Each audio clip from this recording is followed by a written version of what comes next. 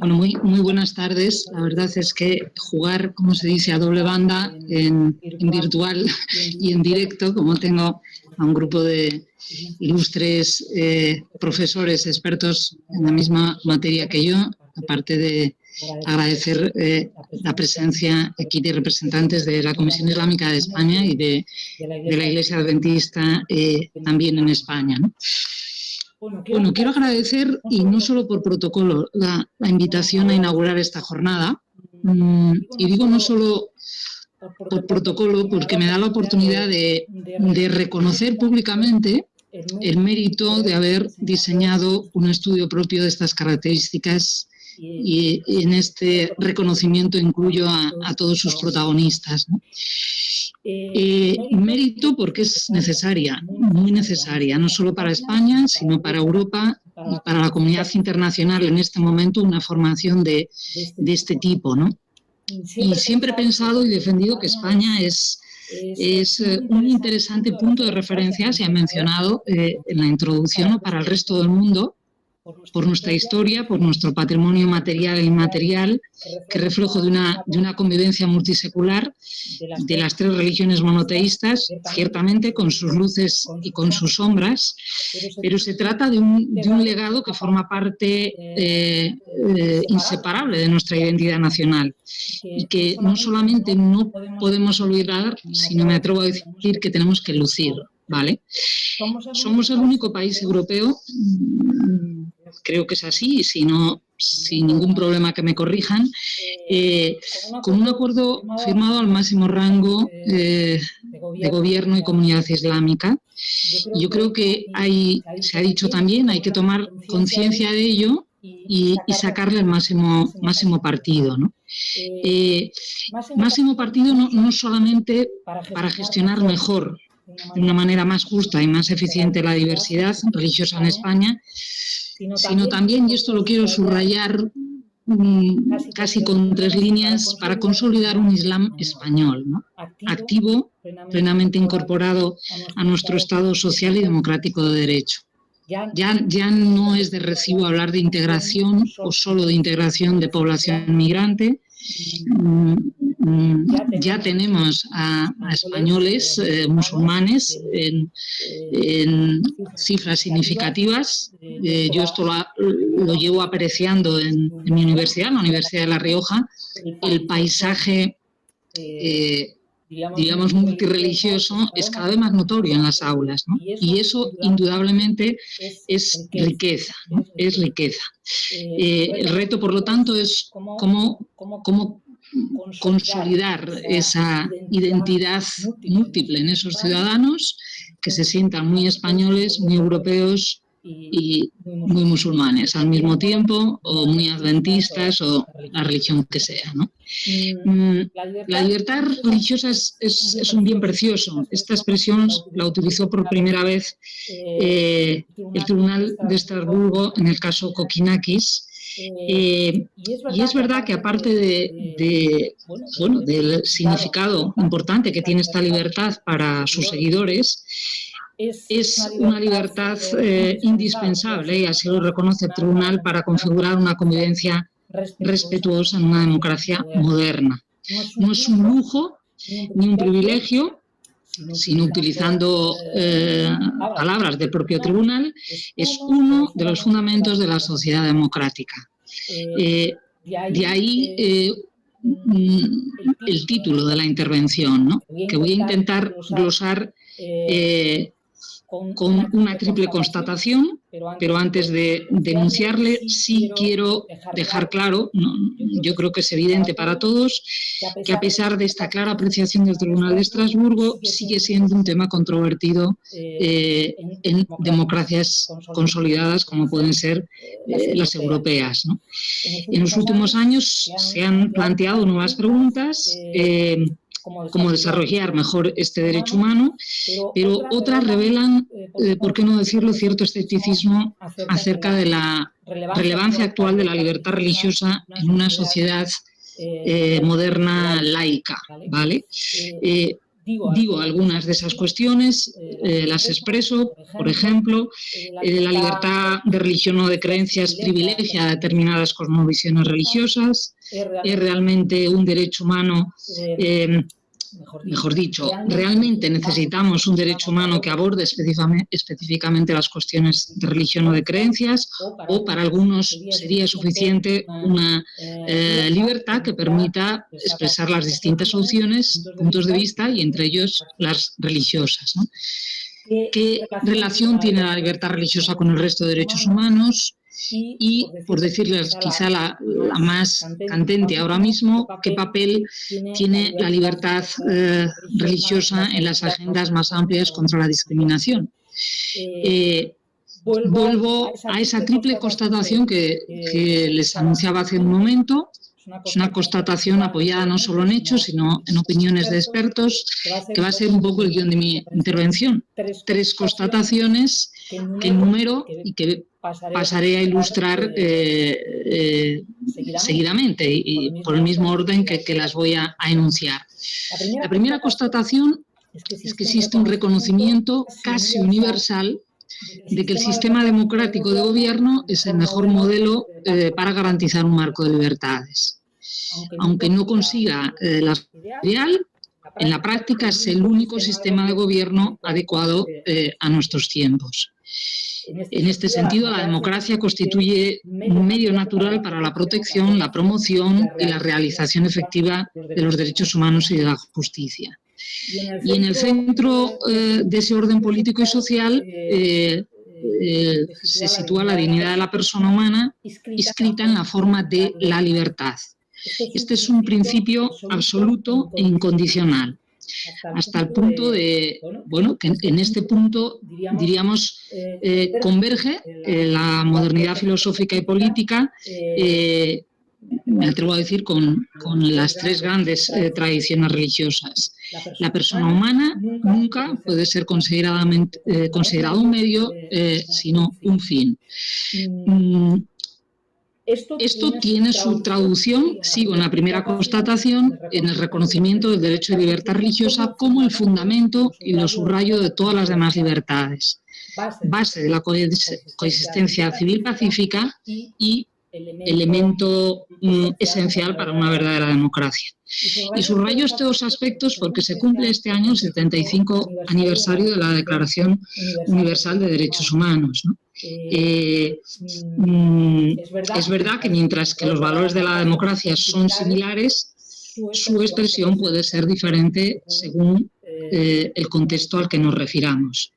Y es, creo, importante recordar esto en este 75 aniversario, en el que se levantan voces, no son nuevas, pero quizá ahora más fuertes, acusando a Occidente de una versión interesada de un universalismo abstracto, para algunos reflejo de una colonización también intelectual que deja poco espacio para una correcta apropiación. Y este fue parte del objetivo del proyecto europeo que mencionaba el profesor Alejandro, ¿no? Una apropiación cultural de los derechos humanos. Los derechos humanos no son un invento de Occidente. En aquella investigación pudimos comprobar cómo en el ADN de las grandes tradiciones religiosas los valores explicitados en la Declaración Universal estaban mucho antes presentes, diríamos, en esas tradiciones religiosas. El reto, por lo tanto, es cómo conseguir una apropiación cultural de esos derechos, ¿no? Que, insisto, no son un invento occidental de 1948. Segunda constatación. Desde distintos informes internacionales, todos ellos recientes, se señala un debilitamiento generalizado de las democracias en el mundo durante la última década. Se dice que el 70% de la población mundial vive en este momento bajo regímenes dictatoriales. Y esto supone un retroceso significativo respecto a la década anterior, en la que el 50% de la población vivía, hemos incrementado un 20%, vivía en regímenes democráticos. Se ha acuñado incluso un término de la democracia iliberal para designar aquellos países en los que, habiendo elecciones regulares, carecen de libertades fundamentales como la de reunión, asociación, expresión. Hay muchos países, incluida España, donde la democracia constitucional está sufriendo una grave crisis que afecta tanto a su legitimidad como a su eficacia. Y esta cita no es mía, es de un exmiembro del Tribunal Constitucional Español, Aragón Reyes, que en una interesante obra coordinada sobre la ética pública habla del valor de la Constitución y los valores en la Constitución. Y es una publicación muy reciente, duramente crítica, en este caso, al momento político que está atravesando España, desde la mirada constitucionalista. A esto se añade, y no voy a ocultarlo, que si bien hasta mediados del siglo XX Occidente era el modelo de civilización y de progreso para el resto del mundo, en las últimas décadas ha germinado un cada vez más marcado resentimiento contra ese modelo y esos valores que representan la modernidad. La ciencia, la libertad de mercado, los derechos y libertades individuales y los principios de la democracia. Esta afirmación tampoco es solo mía, la suscribo, pero Baruma y Margali tienen un libro que se llama Occidentalismo, breve historia del sentimiento anti-occidental. Según estos autores, Occidente parece una amenaza porque sus promesas de bienestar material, libertades individuales y dignidad de todo ciudadano debilitan cualquier pretensión utópica. Esto explica que las guerras contra Occidente se han declarado en nombre del alma rusa, en nombre de la raza alemana, en nombre del Sinto, en nombre del comunismo o, junto con la rusa recientemente, en nombre del Islam, ¿no? Es cierto que el radicalismo violento obtiene un potente argumentario de esta crítica, acusando a Occidente de idolatría, por esa adoración a una vida material con la que se pretende reemplazar al único y verdadero Dios. Es verdad que esta acusación es otra forma de maniqueísmo, pero la tenemos en este momento en contextos de nuestras democracias que señalan a un mundo dividido entre creyentes y blasfemos, pueblo y casta, buenos y malos, y de ese maniqueísmo, también lo sabemos, se están aprovechando los populismos, alimentando la desconfianza, el resentimiento, cuando no el odio, y repito, también en democracias muy consolidadas. El odio tiene un origen cultural. Las creencias definen nuestra interpretación de la realidad. Y aquí conviene advertir el gran peligro que la propaganda supone para las democracias. ¿Por qué peligro? Porque maneja verdades a medias o datos reales sacados de contexto a fin de manipular. Y en un contexto como este, inaugurando un título propio que aspira a formar a formadores, me parece que señalar sin temor estos riesgos es especialmente importante, porque una de las competencias más demandadas en este momento en educación para la ciudadanía desde UNESCO es el pensamiento crítico, ¿vale? Necesitamos grandes dosis de pensamiento crítico para esta regeneración necesaria de la democracia. Tercera constatación: la teoría de la secularización pronosticó el fin de la religión como consecuencia del progreso. Y, sin embargo, las religiones y la religiosidad no solo no han desaparecido, sino que incluso han adquirido un nuevo protagonismo en la escena pública nacional e internacional. Aunque es verdad que la forma en que esa religiosidad se experimenta y se manifiesta no es la misma que en el pasado. Hay datos y datos estadísticos de que esa tendencia mundial de que la religión está creciendo, con la excepción, es verdad, de los países europeos, es clara, está cuantificada, ¿vale?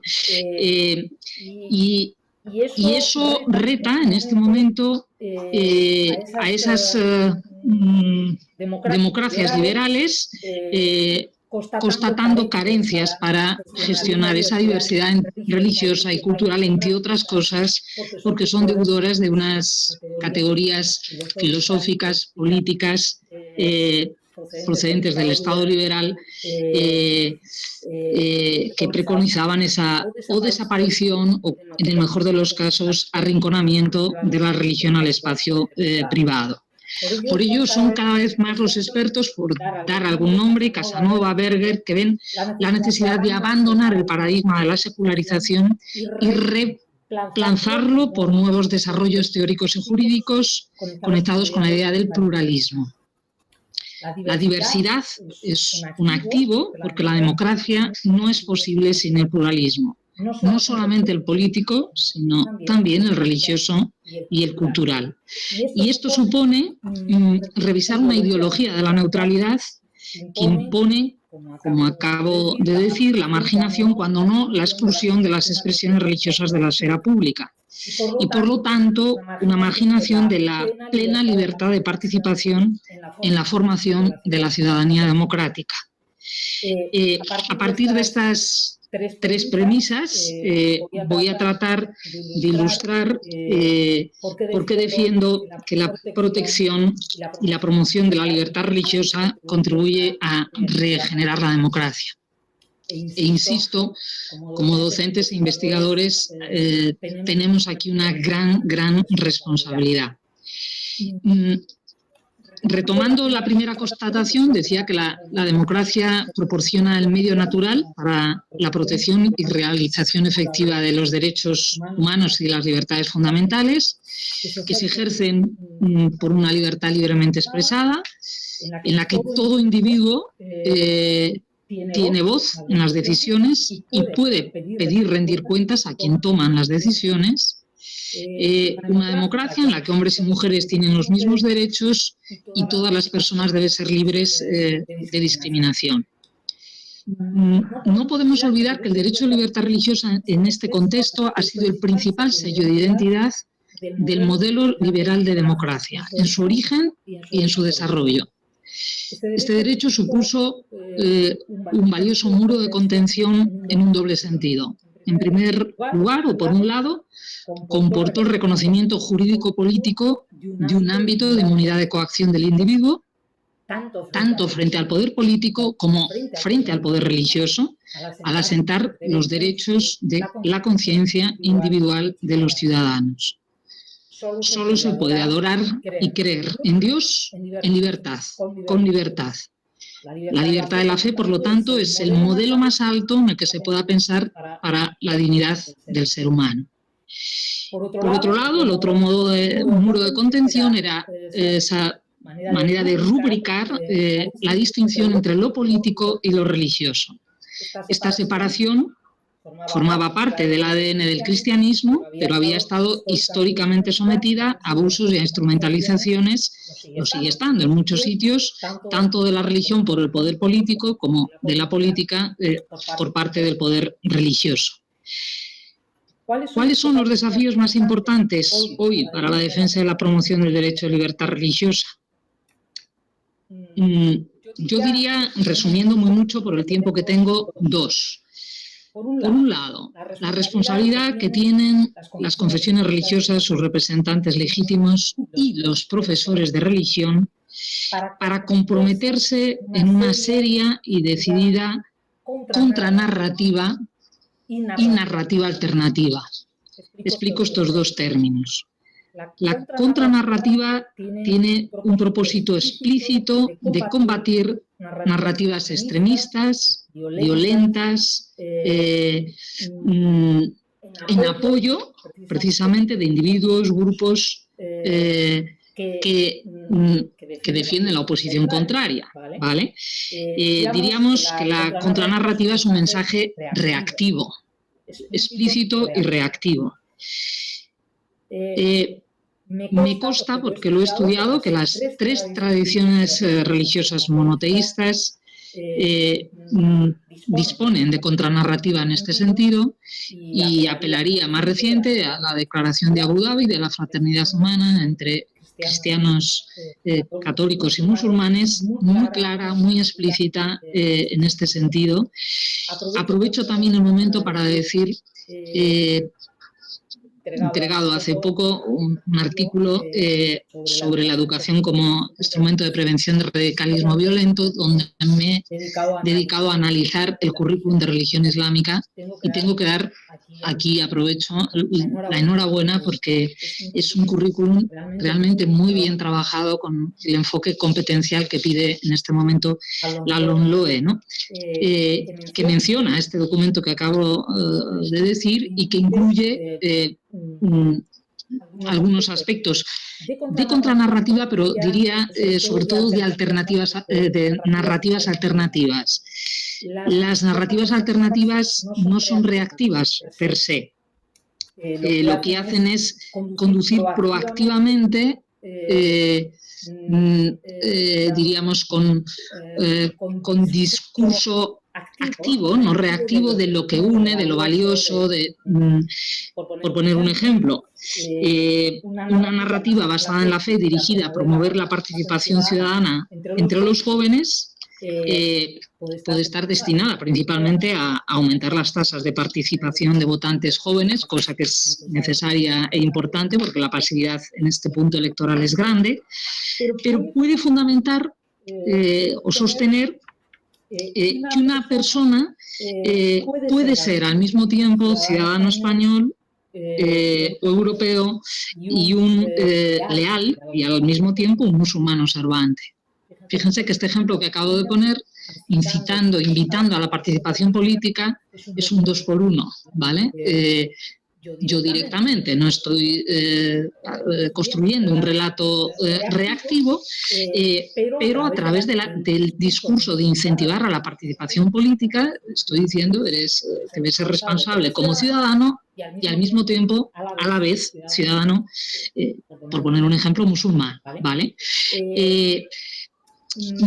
Estos postulados que yo he apuntado hace un momento, de reconocimiento de los derechos de la conciencia y de la distinción de esas dos esferas, forman parte de un humanismo religioso, ciertamente bíblico, sobre todo cristiano, en algunos puntos, en bastantes lo comparte con el Islam, y apunto dos de esos postulados que con certeza compartimos los tres monoteísmos.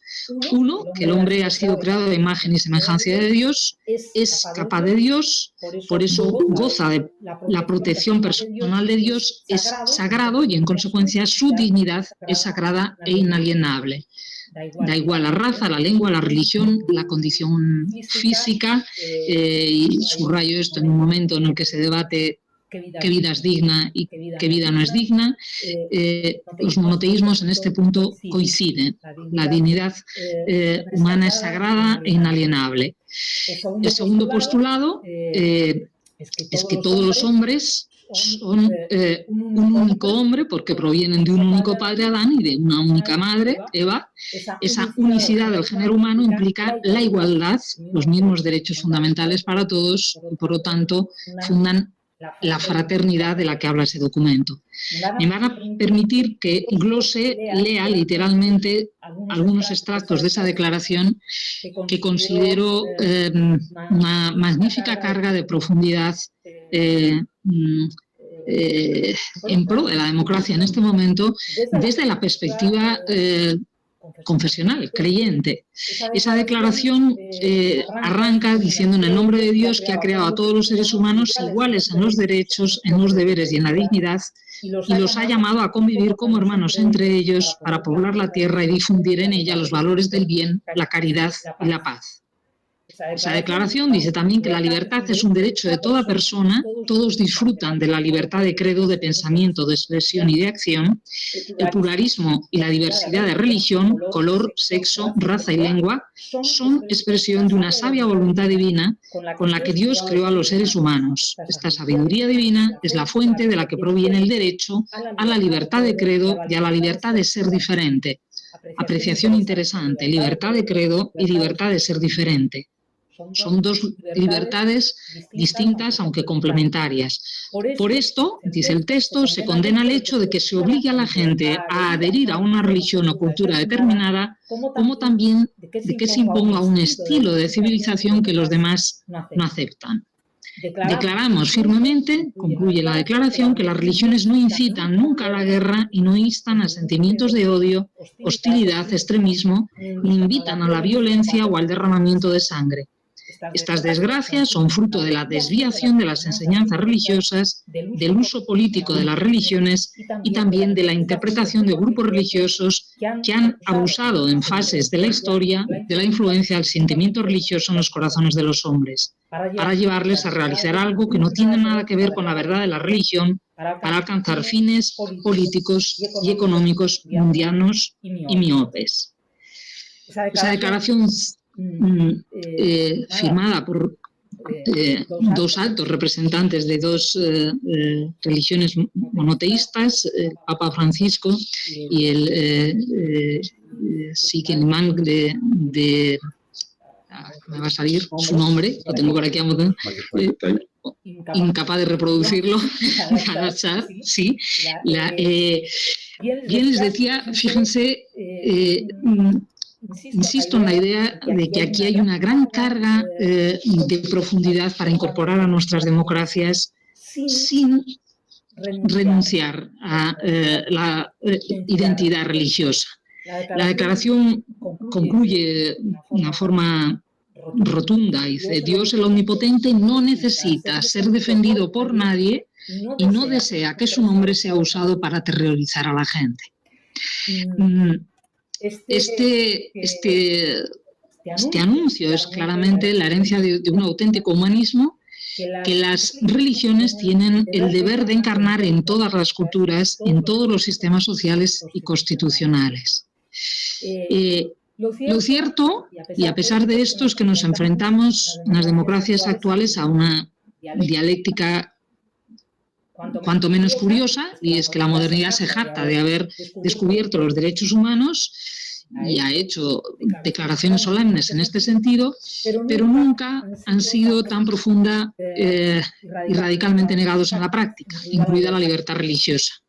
No les voy a aburrir con datos, pero apunto dos informes: el informe de libertad religiosa en el mundo de Iglesia en la Ayuda Necesitada de 2021, donde se dice que la libertad religiosa se vulnera prácticamente en un tercio de los países del mundo, un 31,6%, en el cual viven 2/3 de la población mundial. 62 países de los 196 tienen violaciones muy graves de esa libertad. 26 países con categoría de persecución, en rojo, donde está el 51% de la población mundial. 36 padecen discriminación, países, o sea, 36 países con discriminación grave, y prácticamente en todos los países, en mayor o menor medida, se producen delitos de odio.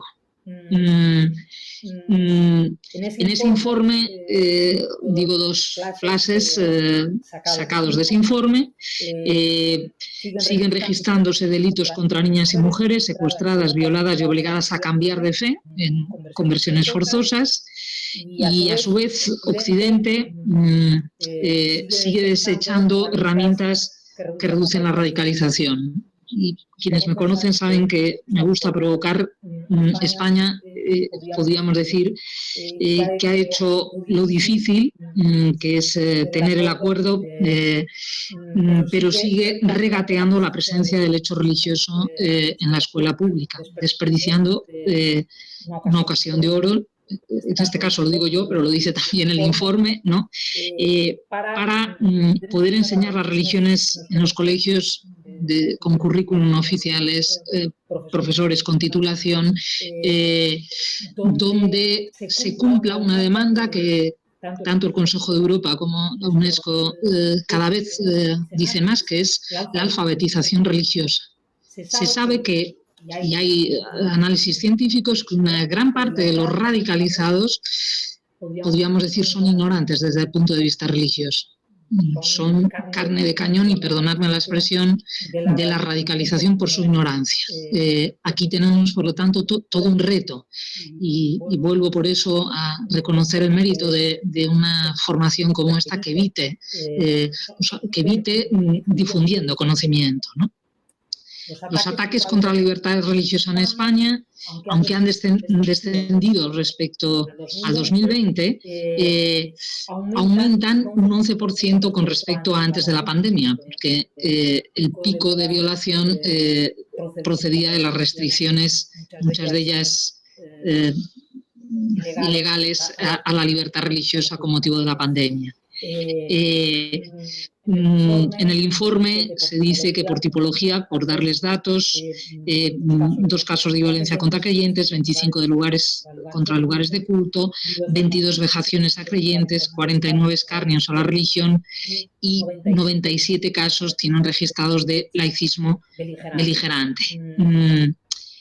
Y esto nos lleva a la segunda apuesta. La primera decía responsables de confesiones religiosas y de profesores de religión, construíamos narrativas y contranarrativas. La segunda es propuesta para esas regeneraciones, superar ese relativismo ético que se coloca como base del concepto moderno de democracia, y que parte de la idea de que la verdad no es un bien público, sino privado, y por lo tanto debe desterrarse del ámbito político por ser peligroso para la libertad, la verdad, ¿no? Bastaría, por lo tanto, desde estas premisas, una democracia puramente formal, gobernada por el principio de la mayoría. El derecho, en esta clave, se entiende, exclusivamente en clave política. Sería el establecido por los organismos legalmente determinados. Y es verdad que el Estado no es por sí mismo, y lo subrayo, no debe serlo, ni fuente de verdad ni de moral. No puede producir el Estado como tal ninguna verdad a partir de sí mismo, y en virtud de una ideología. Y tenemos precedentes de un sangrante siglo XX en el que esas pretensiones llevaron del Estado, apropiándose de una verdad o de una ideología a muertes, a muchas muertes. El Estado no es, decíamos, fuente de verdad, necesita un mínimo de verdad y de conocimiento del bien, que no lo tiene en él. Los derechos humanos no están subordinados al imperativo de la tolerancia y el pluralismo, sino que son el contenido de esa tolerancia y de esa libertad, ¿no? Ese siglo XX, decía, nos ha demostrado dramáticamente cómo la mayoría puede ser manipulada y la libertad puede ser destruida en nombre de la misma libertad. Y el relativismo, lo sabemos, lleva consigo su propio dogmatismo. Impone incluso a quienes no lo comparten. La verdad no puede ser nunca producto de la política, y este es uno quizá de los riesgos que estamos viviendo en este momento, fruto de otras herramientas, las mediáticas, que hacen que la manipulación de esa opinión pública sea más incisiva. La democracia, además de la oposición a la tiranía, tiene otros 3 elementos característicos. En primer lugar, la democracia es un dispositivo institucional a través del cual los ciudadanos tienen la palabra mediante las elecciones. En segundo lugar, la democracia es un sistema de gobierno en el que los ciudadanos, a través de sus representantes, piden cuentas a los gobernantes por sus hechos públicos. Y en tercer lugar, la democracia es una norma política basada en la libertad, la igualdad y la justicia. Las digo seguidas porque ninguna, además, puede separarse de las otras, y solo así puede asegurarse la dignidad de la persona que nuestro artículo 10.1 de la Constitución define como el fundamento del orden político y de la paz social. Fíjese que la política es justa y favorece efectivamente la libertad cuando se pone al servicio de un conjunto de valores y derechos que la razón nos atestigua. Nuestra Constitución dice que la dignidad, que es inseparable de los derechos inviolables, que le son inherentes, el respeto a la ley y a los derechos de los demás configuran nuestra Constitución, la Constitución española, que no es axiológicamente neutral. Esos tres valores, libertad, justicia, igualdad y pluralismo político, aparecen en el artículo 1.1 de nuestra Constitución. ¿Dónde está en parte el reto? En cómo interpretar esos valores, ¿vale? La libertad exige que nuestra democracia sea pluralista. Y ese pluralismo político no es absoluto. ¿Qué quiero decir con esto? Que las ideas, la legítima defensa de las ideas plurales ha de serlo en el marco de la libertad, la justicia y la igualdad. No cabría en nuestro marco constitucional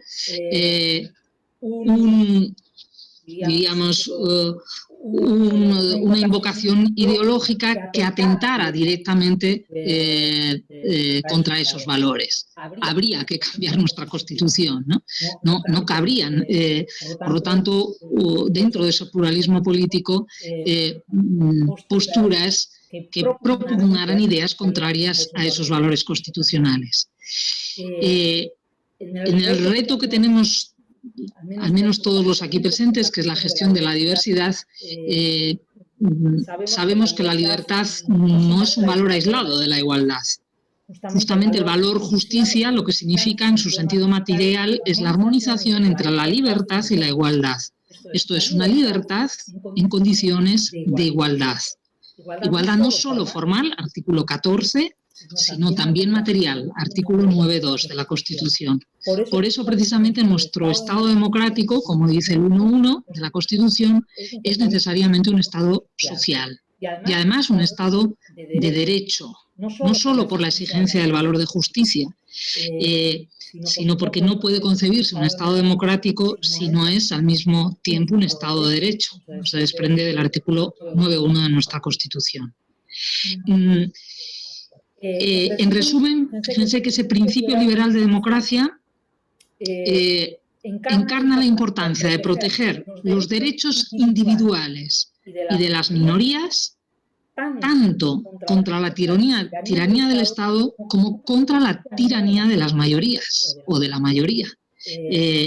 Son dos tipos de tiranías de las que hay que estar claramente alerta. La acción y la estructura del Estado español están, por lo tanto, al servicio de esos valores. Y a nosotros, como docentes, lo subrayo aquí, la finalidad educativa del artículo 27.2 de nuestra Constitución garantiza, exige la transmisión de ese ideario constitucional. Que nosotros, digo literalmente, que el respeto de los principios fundamentales de la convivencia, los derechos fundamentales y los derechos fundamentales, que se convierten, como dice nuestro tribunal, en parámetro de adecuación de las enseñanzas a nuestra Constitución. Tenemos ahí una gran tarea, ¿no? Por lo tanto, todos los alumnos, si pensamos en las enseñanzas medias, opten o no por la asignatura de religión, deben recibir la formación en esos valores cívicos. Yo, particularmente, lo he dicho y lo he escrito, me gustaría que la solución no viniera de la mano de una contraposición entre valores cívicos y valores religiosos, porque es errónea y es falsa. Hasta que no logremos armonizar esos dos valores, que es parte de lo que quiero transmitirles en este momento, y es que esos valores cívicos, la mayoría de ellos se han nutrido en tradiciones religiosas, secularizadas con el tiempo, pero el ADN de esos valores cívicos están en las grandes tradiciones religiosas. Por lo tanto, que mejor que aprovechar, diríamos, ese patrimonio religioso para fortalecer esos valores cívicos. Todos los estados han obtenido, insisto, esas evidencias morales racionales de las tradiciones religiosas previas, ¿vale? Sí quiero, sin embargo, poner en alerta sobre lo que se denomina la revuelta cultural contra las élites. ¿Fruto de qué? Fruto de esa falta de consenso sobre el significado de esos valores, no con su impugnación, ¿vale? ¿De qué mecanismos de control social se vale esa élite para imponer su ideología, su interpretación de los valores cívicos como la única posible? Del control de los medios de comunicación y del control de la educación. La educación, para Rawls, un autor que escribe sobre control social, dice que es un medio de domar el potro hasta el arnés. Y este ha sido un tema persistente en todas las democracias liberales del siglo XX.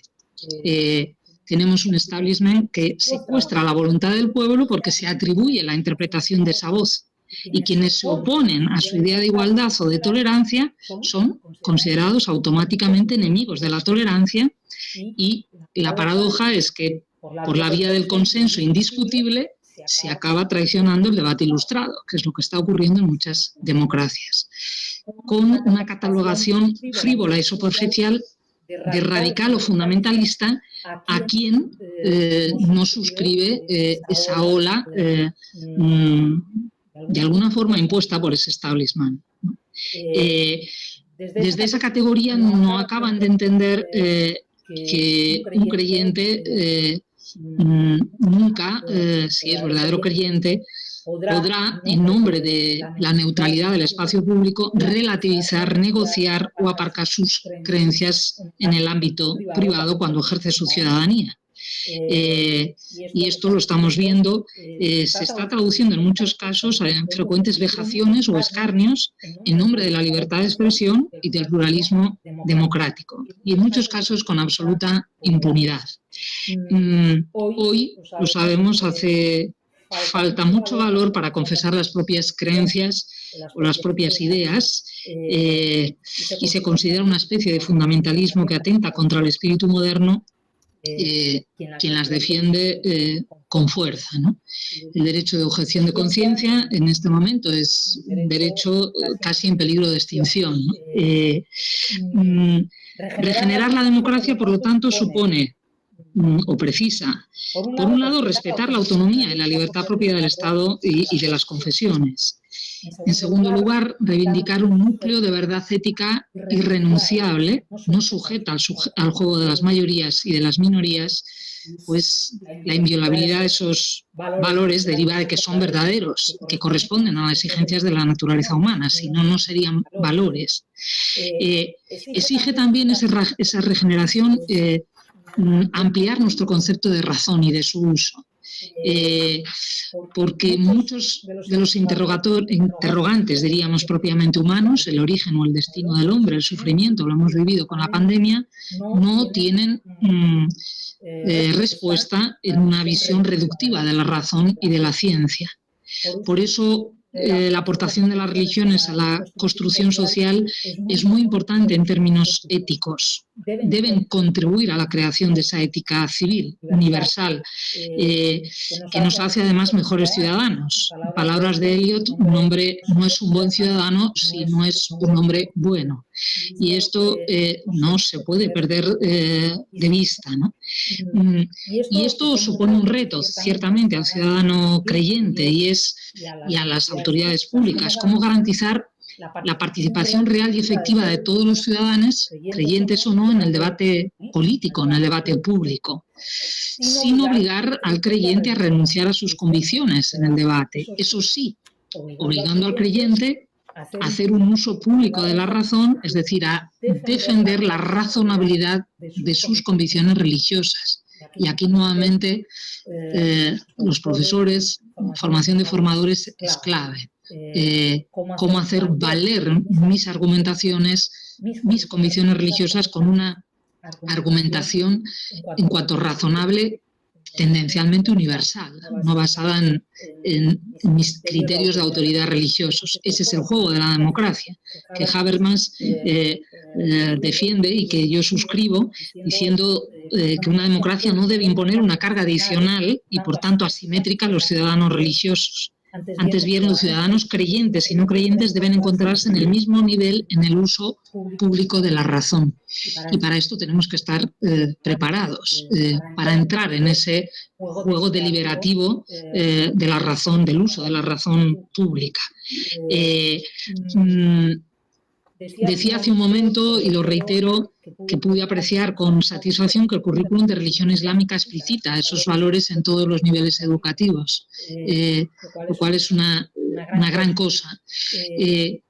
Otra gran asignatura pendiente para gestionar bien la diversidad es comprender el lenguaje, la sensibilidad y la lógica de la religión para asegurarse de que la interpretación y las políticas diseñadas para gestionar esa diversidad tengan resultados positivos y no consecuencias inesperadas.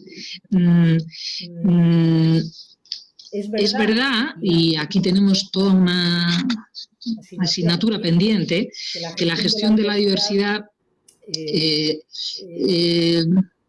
al día de hoy, con la complejidad que tienen las sociedades occidentales, complejidad en riqueza de diversidad, quiero decir, no se soluciona o no se resuelve con la simple formulación legal de igualdad de derechos. Esa igualdad es demasiado formal, demasiado abstracta, y no llega a captar o incluso llega a ignorar la riqueza de las diferencias. Y aquí es donde está el reto, cómo garantizar el derecho a la diferencia.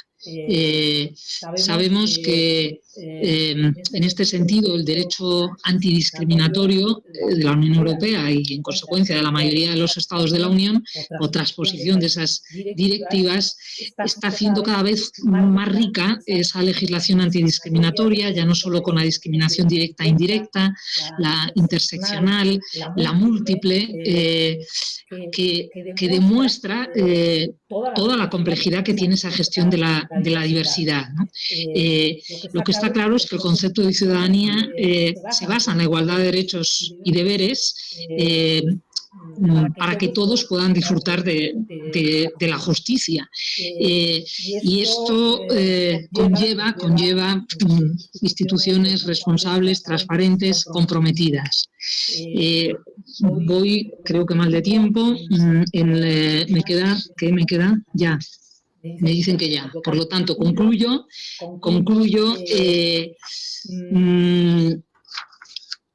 solamente con lo que era mi tercera constatación, y es esa alerta que yo pondría a la ideología de la neutralidad, que en este momento supone ese paso de la neutralidad ideológica que reclama una democracia a la sutil pero cada vez más incisiva ideología de la neutralidad que impone la marginación, cuando no la exclusión, de las expresiones religiosas de la esfera pública, y que niega protagonismo de mediación a lo que podríamos llamar los grupos intermedios o cuerpos intermedios, para que nos aclaremos, serían las confesiones religiosas, ¿no?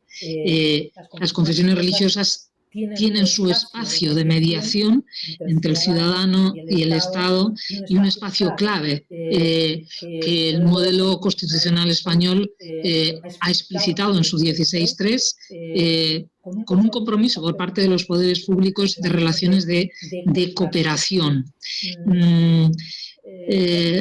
Ese espacio dota de libertad, pero me atrevo a decir también de mucha responsabilidad a las confesiones en esa contribución a la justicia, al bien común y a una convivencia pacífica.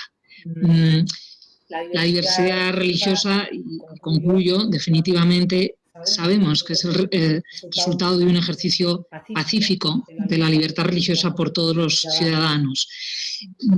Voy a ser muy clara, la diversidad religiosa, la gestión de esa diversidad en una democracia no exige invisibilizar el cristianismo. Estoy pensando en Occidente, ni maniobras de ingeniería social, sino garantizar que las minorías tengan su espacio en el ámbito público y los mismos derechos. Y eso es perfectamente compatible con el respeto a las tradiciones y a las culturas de los pueblos que conforman la sociedad española y la europea. Me consta que las minorías religiosas lo entienden y lo viven así, y la alerta es no dejarnos instrumentar por aquellos que utilizan a las minorías religiosas sembrando a veces conflicto donde hay realmente la hay y nos consta convivencia pacífica. Nada más y muchísimas gracias por su paciencia.